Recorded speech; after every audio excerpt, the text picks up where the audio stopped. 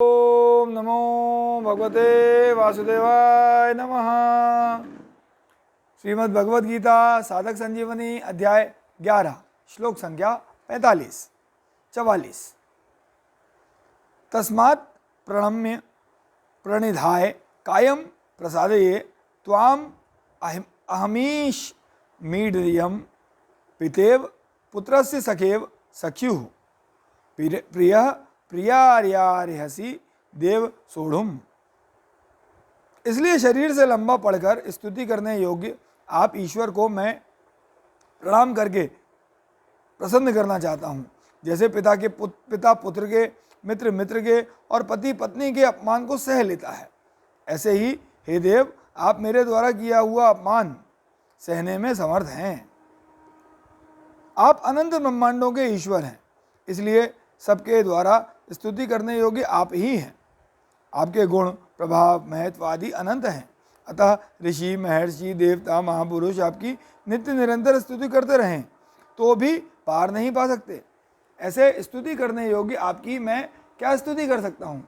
मेरे में आपकी स्तुति करने का बल नहीं है, सामर्थ्य नहीं है, इसलिए मैं तो केवल आपके चरणों में लंबा पढ़कर दंडवत प्रणाम ही कर सकता हूँ और इसी से आपको प्रसन्न करना चाहता हूँ।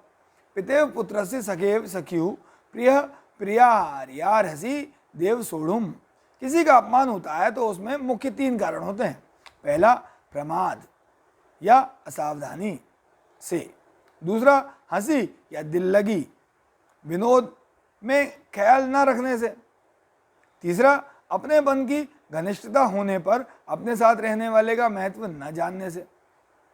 जैसे गोदी में बैठा हुआ छोटा बच्चा अज्ञानवश पिता की दाढ़ी मूंछ खींचता हुआ मुंह पर थप्पड़ लगाता है, कभी कहीं लात मार देता है तो बच्चे की ऐसी चेष्टा देखकर पिता राजी ही होते हैं, प्रसन्न ही होते हैं। वे अपने में यह भाव लाते ही नहीं कि पुत्र मेरा अपमान कर रहा है। मित्र मित्र के साथ चलते फिरते उठते बैठते आदि समय चाहे जैसा व्यवहार करता है, चाहे जैसा बोल देता है, जैसे तुम बड़े सत्य बोलते हो जी, तुम तो बड़े सत्य प्रतिज्ञ हो, अब तो तुम बड़े आदमी हो गए हो, तुम तो खूब अभिमान करने लग गए हो, आज मानो तुम राजा ही बन गए हो आदि।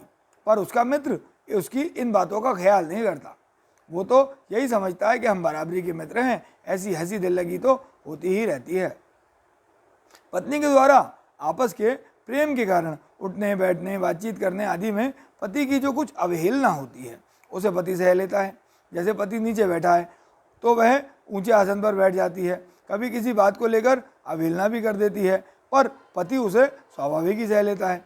अर्जुन कहते हैं कि जैसे पिता पुत्र के, मित्र मित्र के और पति पत्नी के अपमान को सह लेता है अर्थात क्षमा कर देता है, ऐसे ही हे भगवान आप मेरे अपमान को सहने में समर्थ हैं, अर्थात इसके लिए मैं आपसे क्षमा मांगता हूँ। 41वें 42वें श्लोक में अर्जुन ने 3 बातें कही थी। प्रमादात प्रमाद से, अवहासार्थम हंसी दिल लगी से और प्रणयेन प्रेम से। उन्हीं 3 बातों का संकेत अर्जुन ने यहाँ 3 दृष्टांत देकर किया है, अर्थात प्रमाद के लिए पिता पुत्र का, हंसी दिल लगी के लिए मित्र मित्र का और प्रेम के लिए पति पत्नी का दृष्टांत दिया है। ओम नमो भगवते वासुदेवाय नमः।